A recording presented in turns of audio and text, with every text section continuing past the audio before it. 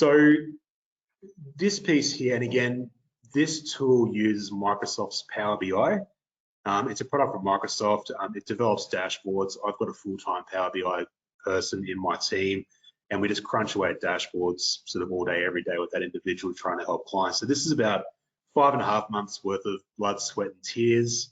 For those of you guys that do use Buildxact, this links into Buildxact and Xero almost live. So this dashboard refreshes every 6 hours. So if you have your bookkeeper, better half, smashing in data all day, you can pop this open at any point and have a look at how your financial performance of your business is going as well.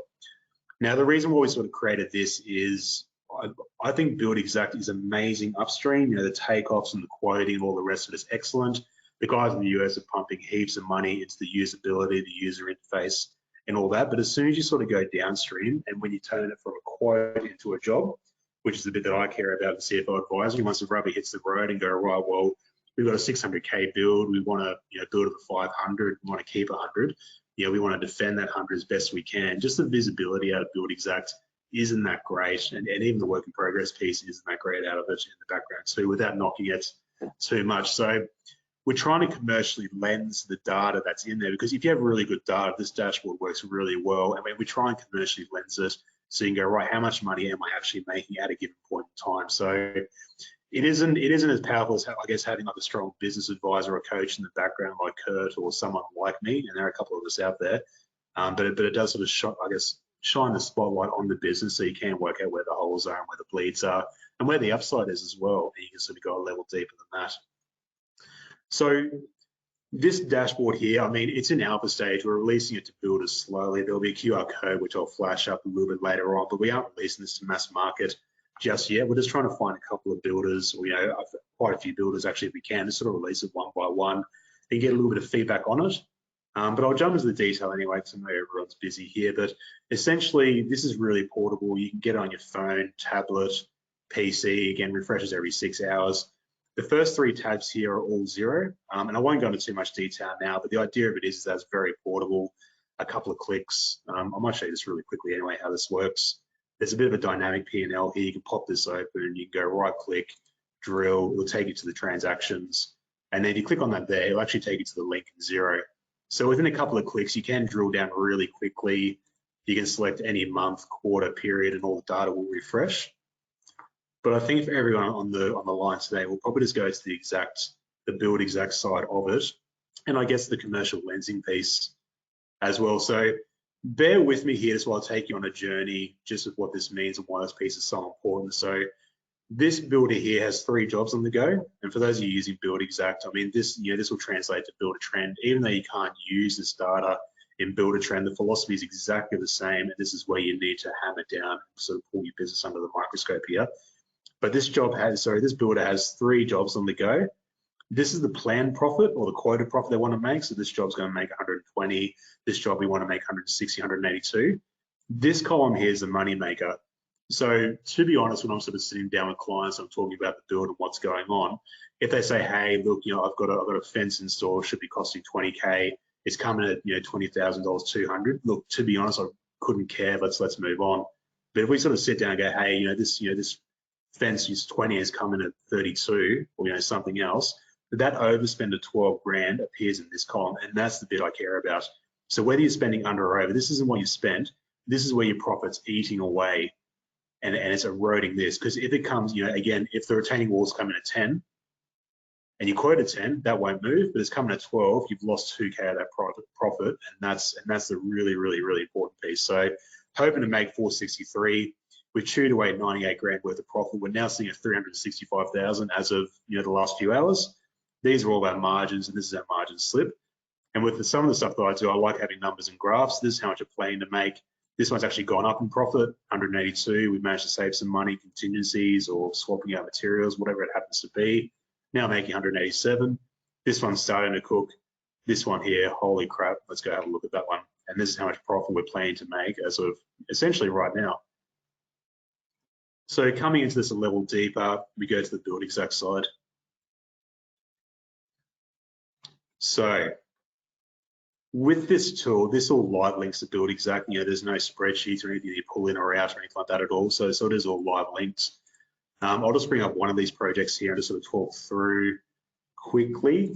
So that for those of you using Buildxact, this section here should be really familiar. So depending on how you build out your recipe or how you do your quoting, here's your preliminary, site prep, estimate, actuals, variance, and I'll come back to that one in a second. But in the top left-hand corner here for this project has an income of 542,000 ex GST. There's no varies.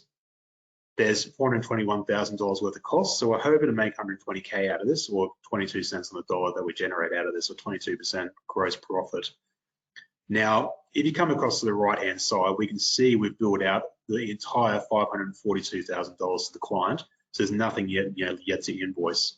So that's the total cash inflow.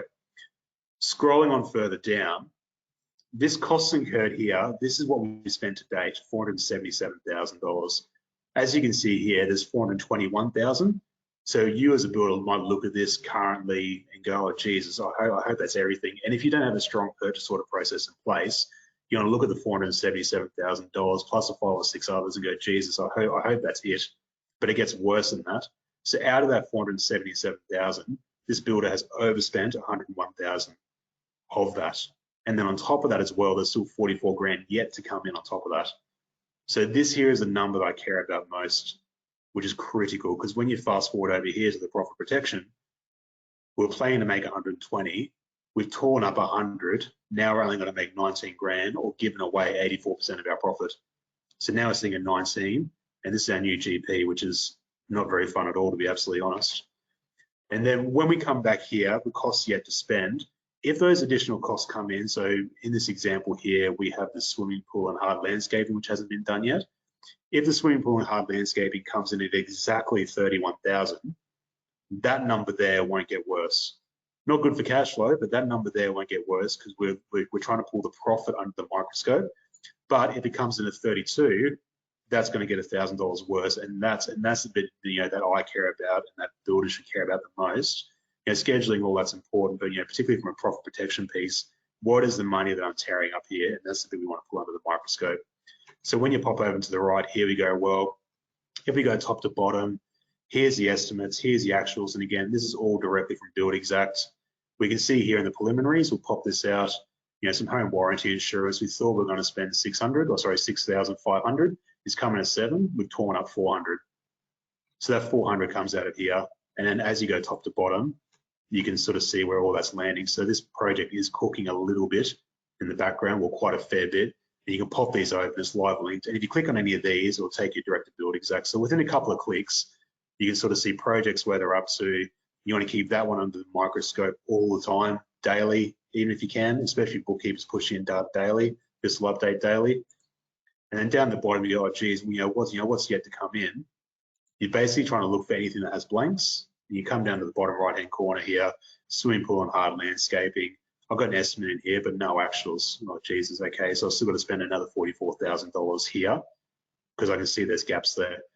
Now, even if you aren't using Buildxact, you can do this with Buildertrend or Jobman or Procore. The theory is exactly the same, just the journey there's a little bit different without this, I guess. And you can do this by one job, all jobs, some jobs. So this one here, for examples, is just kicking off. They built 194, they spent 26, but it's already cooking. So you want to try and keep that under the microscope. And the other little bit I like about this as well is it gives you a bit of a micro cash flow down the bottom. So you go, well, I've still got yet to invoice this. The cash I'm yet to spend is this, or actually cash flow negative as far as it stands here. And then if you want a high level, and I see builders do this all the time, back of the coaster, this claim is one thing that was finished and all the rest of it, you can do it business-wide. So if you have a bucket load of jobs, it'll appear here as well. And you can go, right, well, I've invoiced out all this money. We are cash flow negative at this stage, but that's fine because you might have forward load of contracts or wherever it happens to be, but just be aware of that. You might have lots of cash in the bank, but your cash flow on this is negative as far as this goes for the projects. So I know I've glossed over this a fair bit. Yeah, look, I think it's a really powerful tool. Upstream, I think Buildxact is amazing. But yeah, I mean, particularly you sort of go downstream and the quote now becomes a job. And I guess you want to sort of try and commercially lens this too, and especially try and have that money under the microscope where you are tearing up the cash. And we've come out of it, from a pretty bumpy ride overall. Yeah, it's just really important for that job costing, that job profitability, that you do maintain and defend that where you can. And and some of the feedback I've had from some builders on this as well is that there might be costs coming through. They can jump in really quickly, see where the business is up to, and there's been quite a few variations missed out of this process too. Because you'll see this huge cost come in, but then there might have been some paperwork that might have been missed as well. So variations are a common piece that pop out of this as well, as far as feedback goes. So here's the QR code if you want to scan it. It'll be on the recording. But yeah, welcome any questions that anyone has in the background, and that's my piece, Kurt.